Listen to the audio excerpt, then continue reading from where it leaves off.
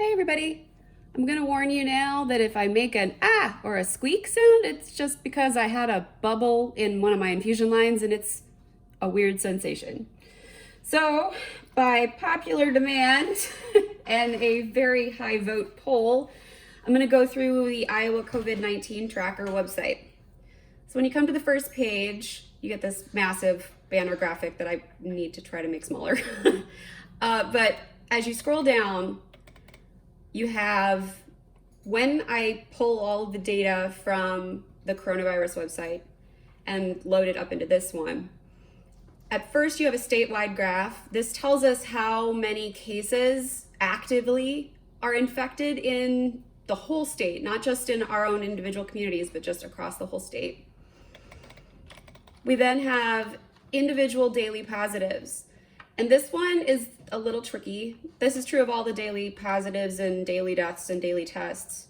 Anytime before the 19th is only once a day, because we were only been giving an update once a day by IDPH, but after that is twice daily. And you can take your mouse and scroll over and it will grab the number during that, well, in this case, 12-hour period. We have a lot of fluctuation, and I'm sure that most of you have noticed the pattern of weekends are really low and there's almost no reports. And then either the Wednesday or the Thursday following, the numbers skyrocket. And I think that that's partially due to lower testing, but also partially due to tests getting, I guess, out of the backlog at the state hygienic lab. So we're going to expect a lot of fluctuation, but what we want to think about overall is, are our cases averaging 300 to 400 every day? And that's what the pattern I've seen.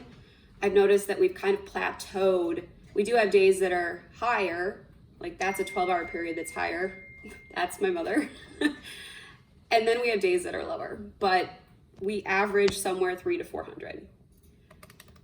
When we scroll down, we've got Iowa daily deaths. It's the same situation, but these are all of the Iowans that we have lost to COVID-19. And we can scroll over and see how many. Boomer, what are you doing? My dog is trying to chew on a bone.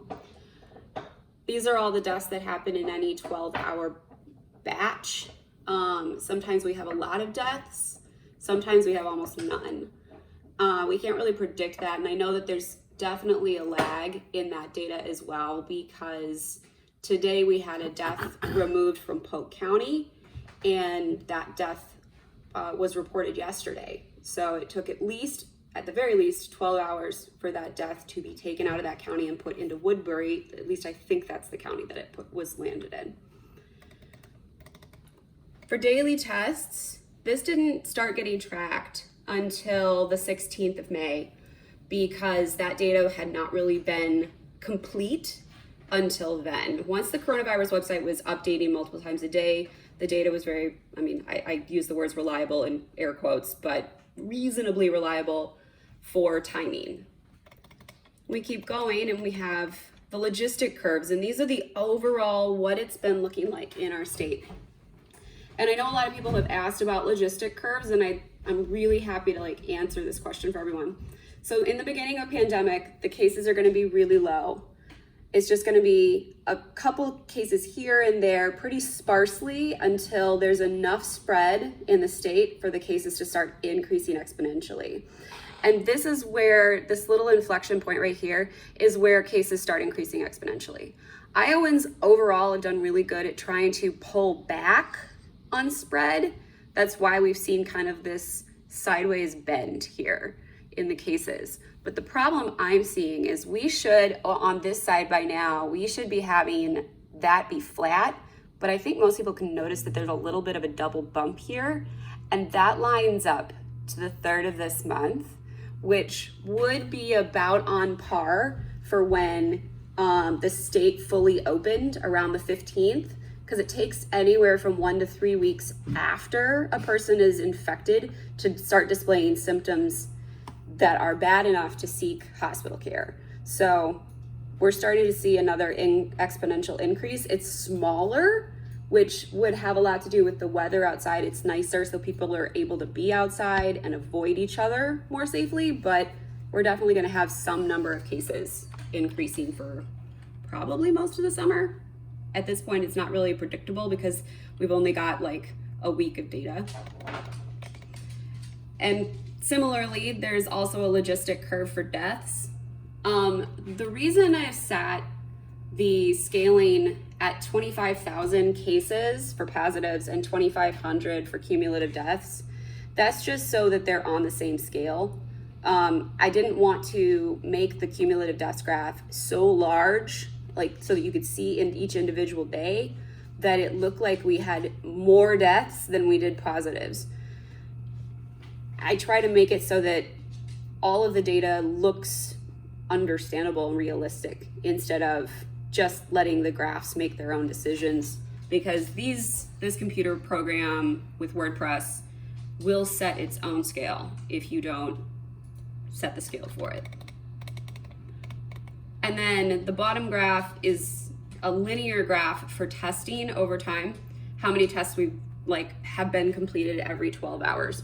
That's going to be linear. That one will never be a logarithmic or a logistic graph, because every day we have about, well, anywhere from 1,000 to 5,000 tests processed. And the final two graphs here are testing related graphs. The first one is total positives and total negatives. And those two numbers together give us our total number of tests that have been completed to date. And the final graph is percent change from the previous 12 hours or day. Again, early on before the 19th, these were all over 24-hour changes. But as you can see here, this is just every single 12 hours, there's a change. I was able to reproduce this graph, because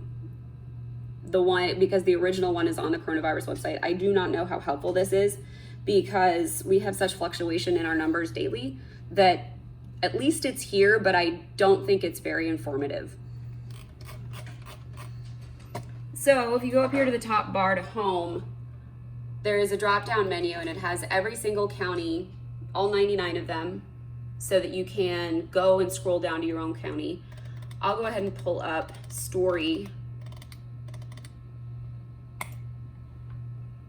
So this is our county. We originally were doing pretty okay with active infections. They were hovering around 20, and then I would say it was right around Memorial Day, the cases started increasing. We know that we've got a number of cases at Danfoss, and I could only imagine there are some at Barilla, but we haven't gotten information about that yet. So all of the same graphs that are on the main page are on the county page, but only for the county, so that everybody can see positive and negatives that have been added or taken away. Same thing for deaths. I can't really fix the daily deaths. It takes a certain number of deaths to occur for the graph to have the right scaling, which is not ideal. Also daily tests, cumulative graphs, and this one is our logistic curve for Story. So we're still increasing exponentially here, as well as cumulative deaths. And one thing that I know that Governor Reynolds has mentioned, and I think it's important for everyone to keep in the backs of our minds, is that deaths lag behind positives for around 21 to 30 days.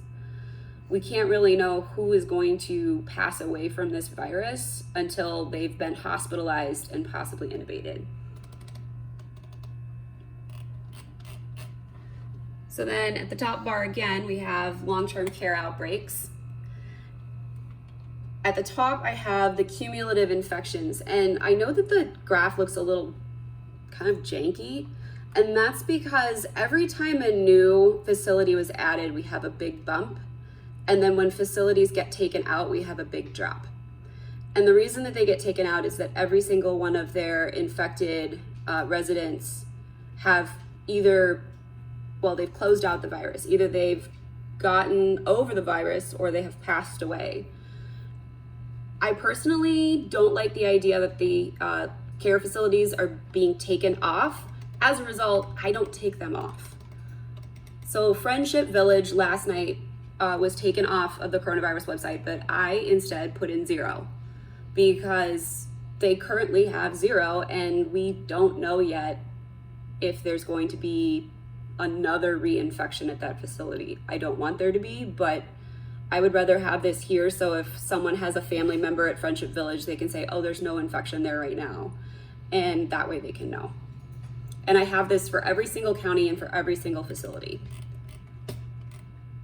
And then the last page at the top bar takes a little bit of time to load. This is all of the data that I've gathered from day one.